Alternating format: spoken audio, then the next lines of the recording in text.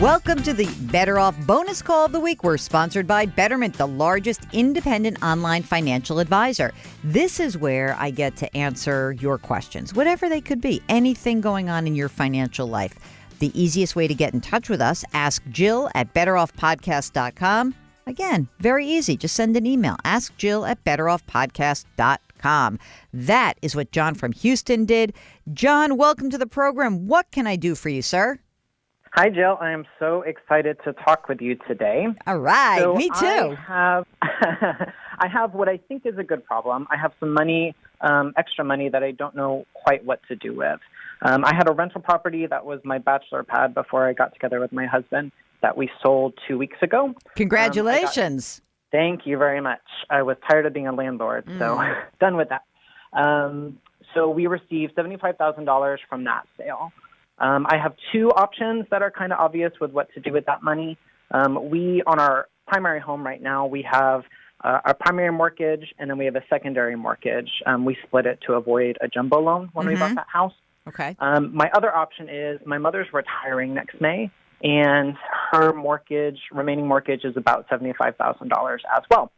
So my husband and I have talked about helping her out in either paying off that mortgage or buying her house as she heads into retirement. Couple of questions. Let me just ask before. Let me just pop in here. You said you've got two separate mortgages on your primary. Right. What are the interest rates on those mortgages?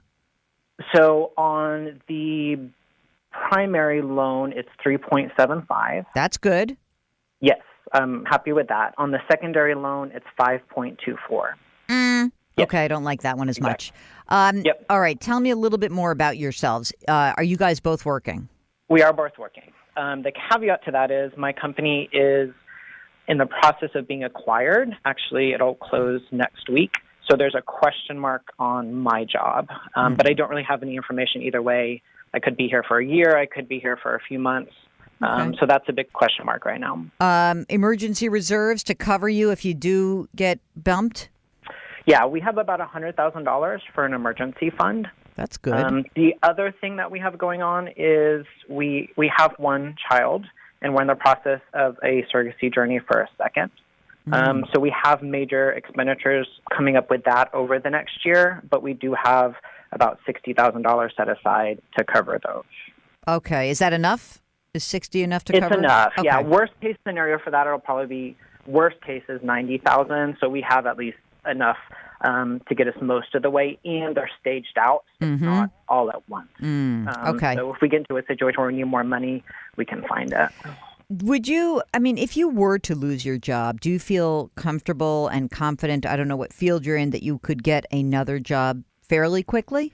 Probably within 6 months. I'm in the oil industry, so things are starting to pick up a little bit around here. Yeah, you're rooting for $100 oil. The only people rooting for $100 oil live in Texas. I know exactly, that. Yes. If I do get let go within the next year, there is a severance package involved, which will give us a few months of a buffer as well. That's great. Yep. How about savings for both retirement and for the kid you already have? Do you have any college savings set aside so far? So for retirement, we have about $630,000 in 401k and IRAs. That's great. Thank you. And in just a brokerage account, we have about $400,000. Okay. And how old are you guys? I'm 36 and my husband is 37. Mark's saying you're in great shape. He's like, why is the guy on the phone? What's happening here? Okay. So now let's dive into your mom's situation right now. Sure. Is she financially in need of your assistance? So I reviewed her retirement stuff with her. She works for a school district, so she's on teacher retirement.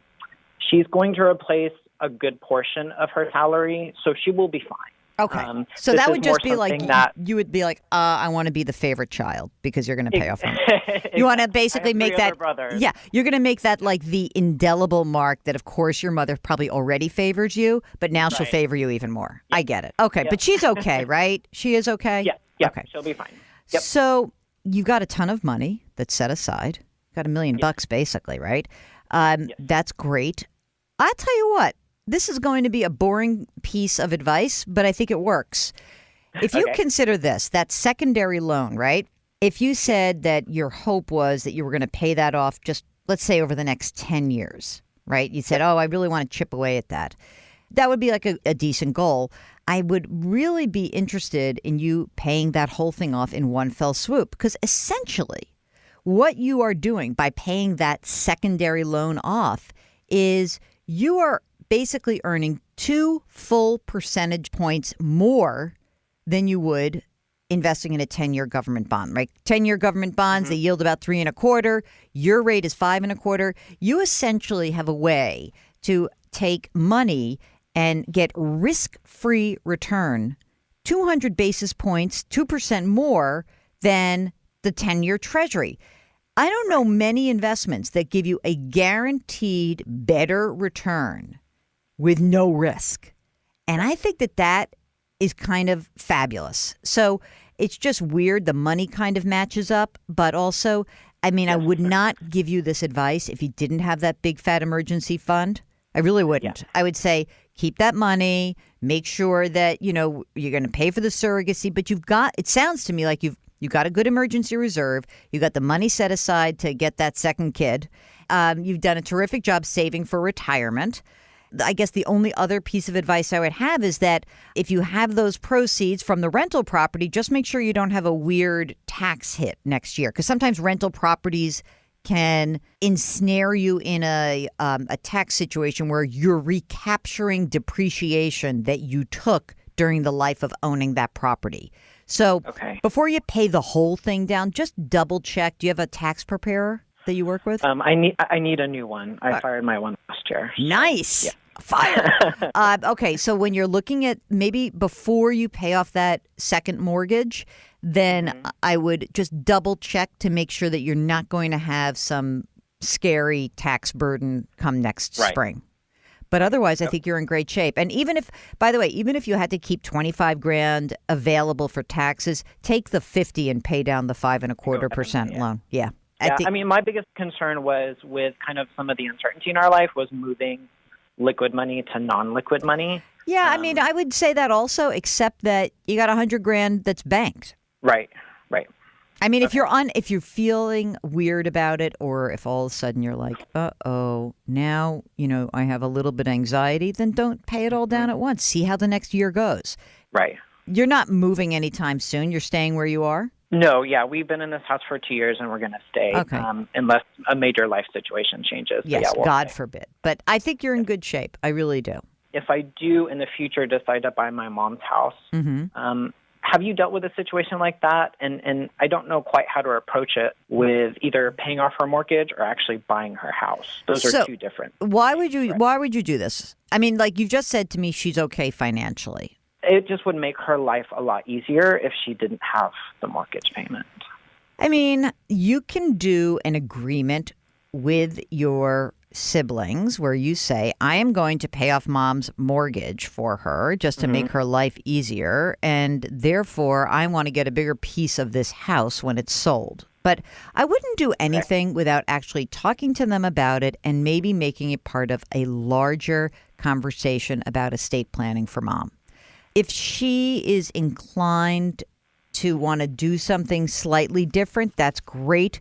But it is not worth having a really bad Thanksgiving to have this kind of conversation. Seriously, like I cannot possibly emphasize enough how important it is for you to have the conversation with your siblings and all of you being on the same page, because otherwise that can really breed a lot of discontent. And so I think that you would be well advised to maybe have a conversation with mom about her general estate planning, maybe if you want to dig into her financial life a little bit more, but involve your siblings. Don't make it seem like you're sneaking around behind their backs. And if she really doesn't need the help right now, it would be cleaner just not to do anything. Just let her pay her bills. Right. Okay. All right. Yeah, that's a really good point. Thank you. All right. Deep cleansing breath. Good luck with the second kid. That's a lot on your shoulders, man. Good luck. I know. Thank you so much for calling. I really appreciate it. Thank you so much, Jill. Take care. Okay, that's a wrap of our Better Off bonus question of the week. If you've got a question, it's simple. Send us an email at askjill@betteroffpodcast.com. We'll arrange to get you on. And don't forget, in just a couple of days, there's a brand new episode of the Better Off Podcast sponsored by Betterment. Talk to you then.